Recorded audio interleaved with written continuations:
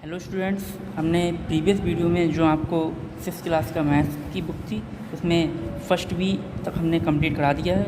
आज हम इस सेशन में फर्स्ट सी की बात करते हैं। तो देखिए, सबसे पहले हमें फर्स्ट क्वेश्चन जो दिया हुआ है, निम्नलिखित कथनों को सत्य बनाने के लिए रिक्त स्थानों में पूर्ण संख्याएँ भरिए।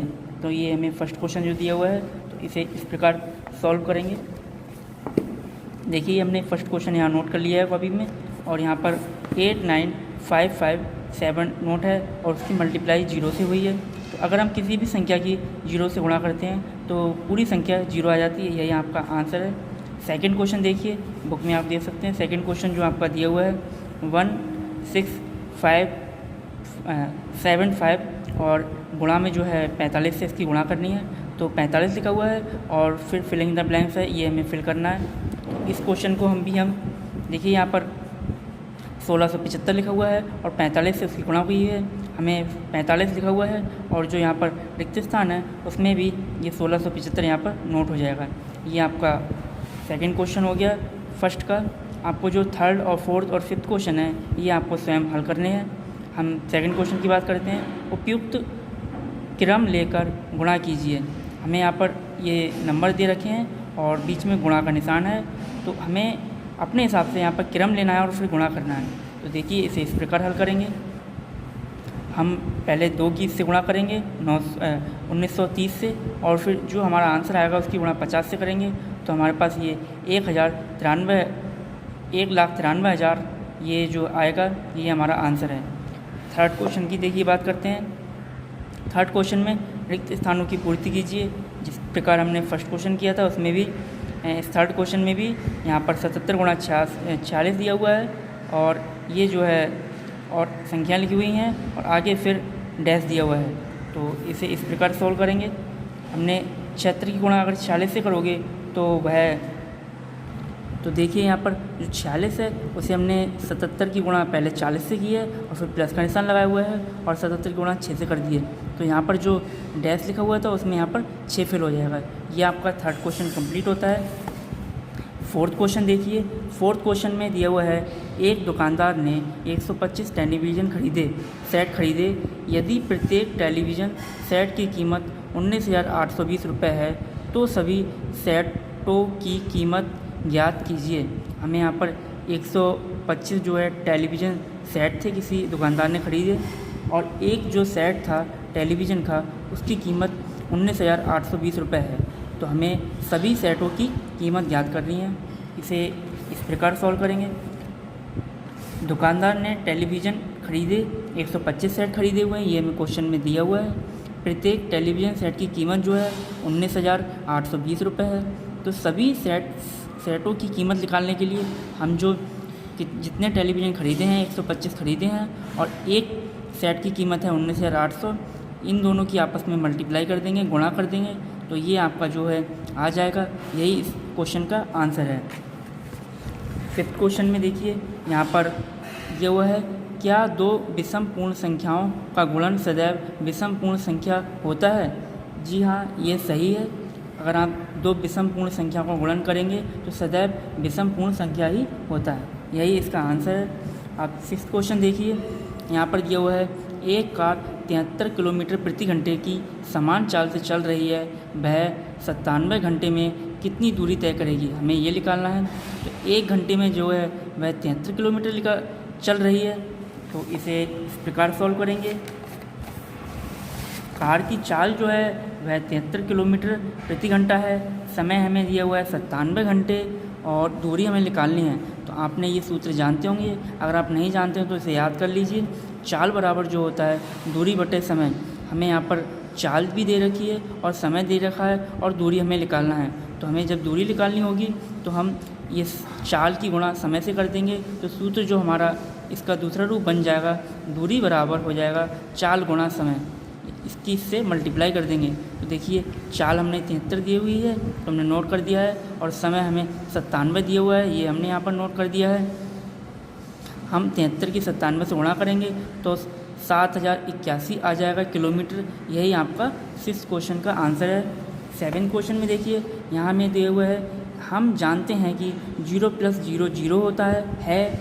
क्या ऐसी कोई और पूर्ण संख्या a है जिसके लिए a plus a equal a है? जी नहीं, ये किसी संख्या के लिए नहीं है, तो इसका सिर्फ आंसर होगा नहीं। अब 8 क्वेश्चन देखिए। हम जानते हैं कि 0 गुणा 0 बराबर 0। क्या ऐसी कोई और पूर्ण संख्या है, संख्या b है, जिसके लिए b की गुणा अगर हम b से करें तो बराबर b के आए? ये हमें निकालना है। तो ये आपका इसका जो आंसर होगा वह हाँ होगा, सिर्फ हाँ इसका आंसर है।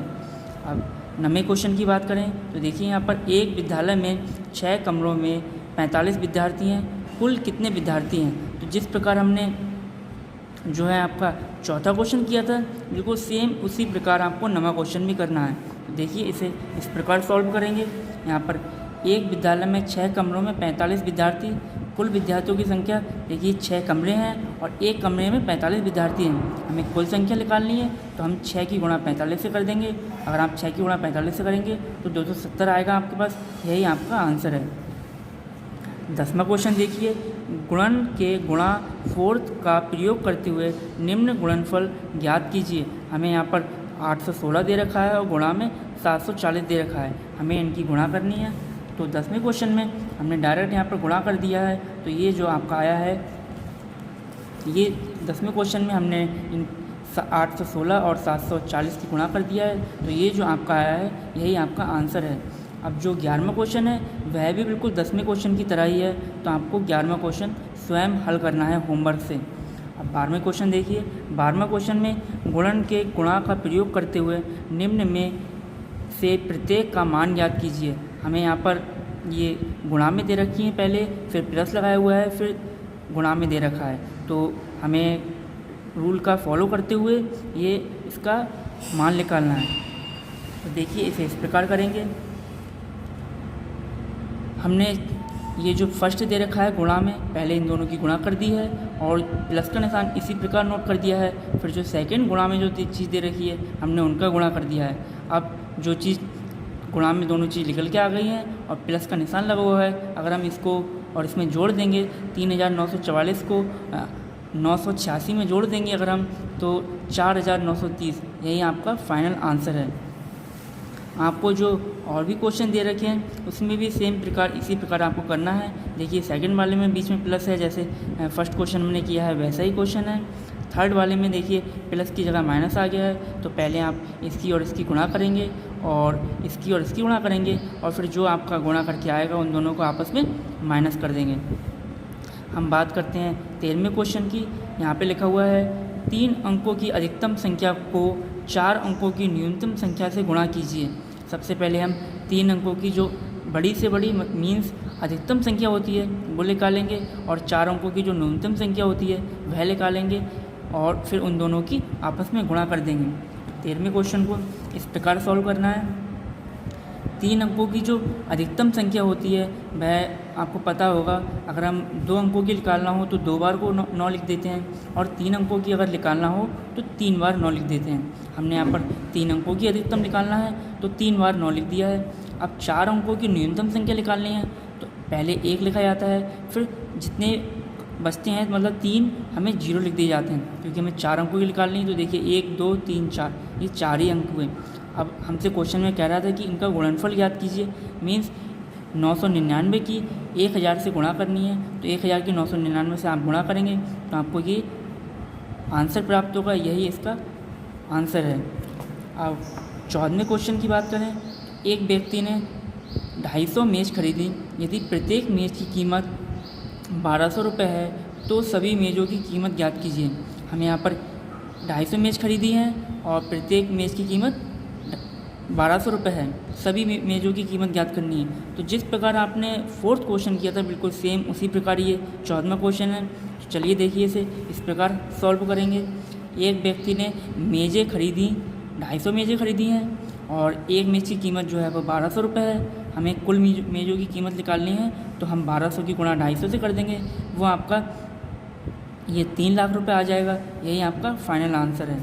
अब देखिए आपका जो सेकंड लास्ट क्वेश्चन है 15वां, उसमें दिया हुआ है a बराबर दिया हुआ है 74 और b बराबर 1 दिया हुआ है, को लेकर संबंध ये दिया हुआ है कि जांच कीजिए।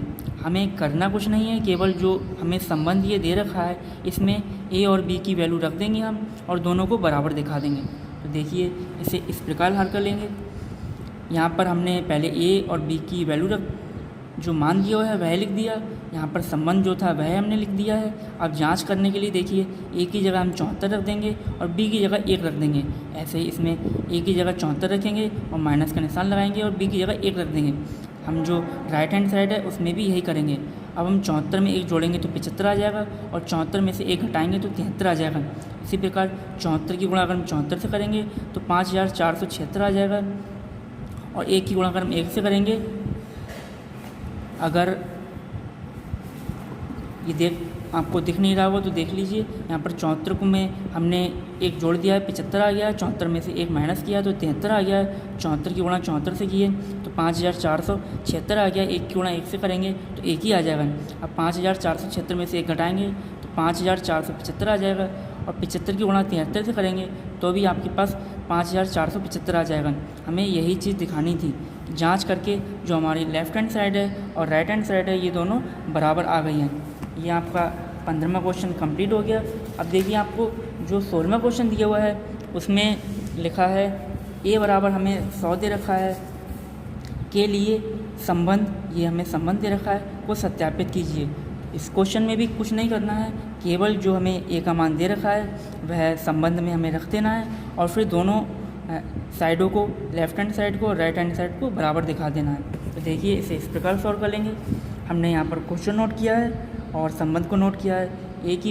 ए का जो मान है वह 100 है, हमने संबंध यहाँ पर नोट कर दिया, यहाँ भी संबंध लिख दिया।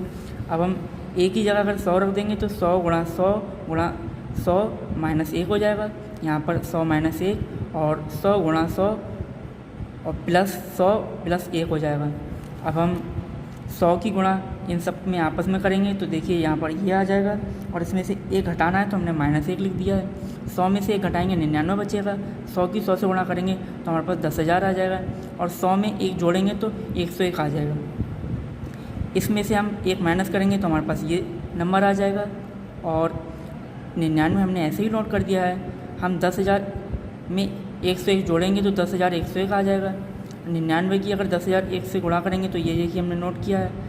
आप इसकी गुणा करेंगे तो आपके पास ये आ जाएगा और यही हमारा लेफ़्ट हैंड साइड में चल रहा था। तो राइट हैंड साइड और लेफ़्ट हैंड साइड दोनों बराबर आ गई। यही आपका क्वेश्चन सॉल्व होता है।